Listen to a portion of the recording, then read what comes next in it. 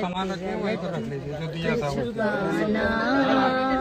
Return कर देना इसको सेफ्टी से रखिए बिकॉज भाई आपके सामने ये गाना मुझे बहुत पसंद है उसको कैसी और हमने सोचा हम पहले ही लाइव आ जाएं इससे पहले कि हम गंज जाएं बिकॉज हमारा शूटिंग जो है उसमें हम अभी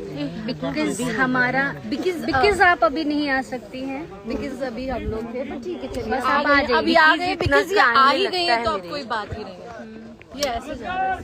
बिकॉज अभी हमारा जो हम ऐसे सूखे हैं बिकॉज अभी हम गीले हो जाएंगे और हमारा गीले होने के बाद हमारा पाप का गड़ा फूट जाएगा। वो मेरा फूटेगा और लोग हमें एक्सपेक्ट नहीं कर घड़ा जो है वो मेरा फूटेगा, इनका नहीं। एक्सेप्ट या एक्सेप्ट क्या है? एक्सेप्ट नहीं कर पाए एक्सपेक्ट ओ सॉरी एक्सेप्ट नहीं कर पाए हम नहीं कर लेंगे यार, आप नहीं करेंगे।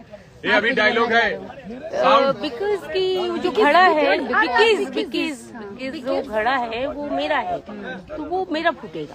ये लोग फोड़ने आए हैं।